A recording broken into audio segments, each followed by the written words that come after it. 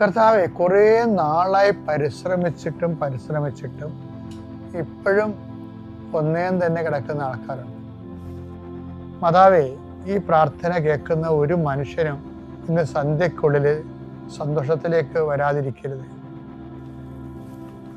കെട്ടിക്കിടക്കുന്ന ഫയലുണ്ട്, ഒരു മറുപടി ഇല്ലാത്ത കത്തുകളുണ്ട്, ഇമെയിലുകളുണ്ട്. അങ്ങനെയുള്ള എല്ലാ വിഷയത്തിനുമേലും കർത്താവ് ഇന്ന് നീ തീരുമാനം എടുക്കണമെന്ന് പ്രാർത്ഥിക്കുന്നു. കൃപാസനത്തിൻ്റെ ആസ്തി ഭദ്രത നിനക്കറിയാം. അത് നീ തന്നതാണ്. കോടിക്കണക്കിന് മനുഷ്യരുടെ ജപമാല, ലക്ഷക്കണക്കിന് മനുഷ്യരുടെ മധ്യസ്ഥ പ്രാർത്ഥന, ആയിരക്കണക്കിന് ആരാധന.